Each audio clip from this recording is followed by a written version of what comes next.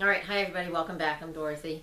Thanks for joining me. So right now, I want to talk about November and what's going on with that.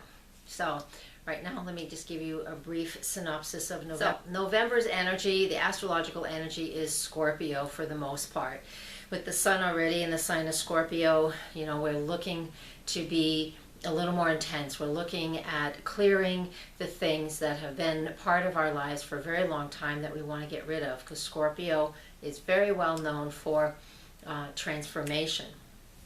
And for things to transform, we need to see what really is the root of any issue or the cause of issues that we might have in our lives. So this is an opportunity once a year, especially when the sun moves through that Scorpio energy, for us to be made aware of what is deep within, what is hidden from ourselves, what we hide from ourselves, or where this transformation in our lives need to happen.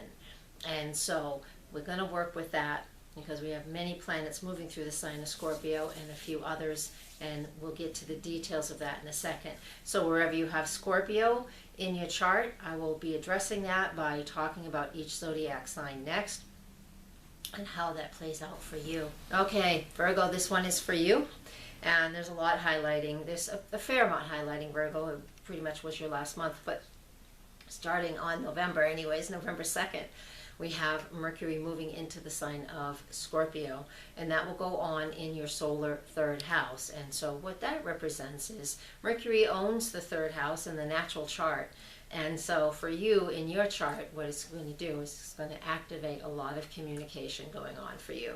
So really be prepared to really dig in deep and start doing a lot of research in whatever field that you're interested in. So be prepared for that.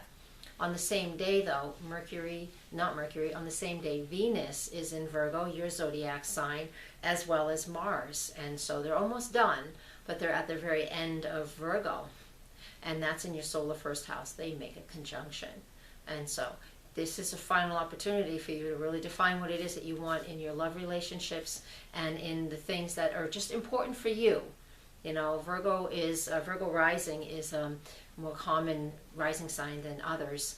And so there's a lot of people with this energy here. And so focusing in on what you love, what you're passionate about, and how you want to take those steps is what you get to do. You get to work on just here at the very end, at the end of Virgo, but the very beginning of November.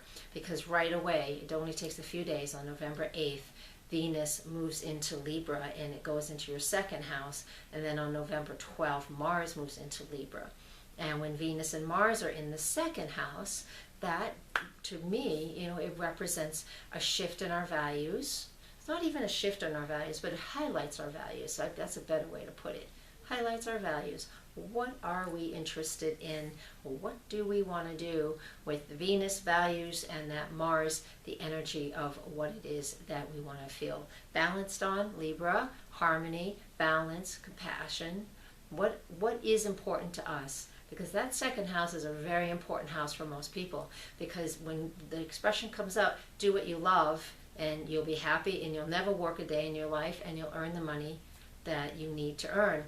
That's what that second house is about.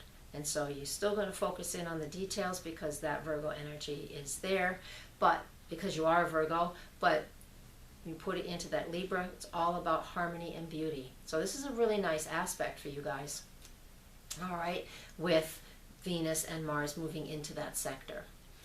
I want to back up just one day on November 11th, the new moon in the sign of Scorpio in your solar third house. Again, all that communication I just mentioned. Go back and listen again if you missed the details. But the new moon in Scorpio is all about setting new goals and how you want to set them. I will create a separate video for that day. So come back, and if you subscribe to the channel, you'll be notified when that video's up. So I'm going to move on. Yes, I am. And I know, lots of details, or hardly any details. On November 20th, Mercury moves into the sign of Sagittarius. Here's a whole group of stuff. On November 22nd, the Sun moves into Sag. November 24th, Mercury moves and makes a conjunction to Saturn. And on the 29th, the Sun conjuncts Saturn. Wow, lots of things going on. Let me explain. I'll lump this all together. So all of this goes on in your solar fourth house, meaning Saturn's been in your solar fourth house for a little while right now, just since September, and it was there from January to June, and that took a little break, went retrograde, came back in.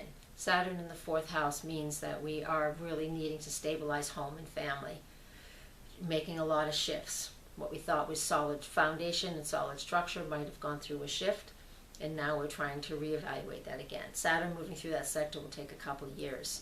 So if there's things shaking up right now, especially with Mercury and the Sun moving in there, there might be some things that are giving us a little shake up, and that's okay, because the pieces, the things that are solid, are still going to remain. So from November 20th to the 29th, there's a lot of activity having you and asking you and showing you that you need to focus on what's going on with your home and family and really stabilize that and get rid of the stuff that isn't stable. All right, and that's what it's asking you to do.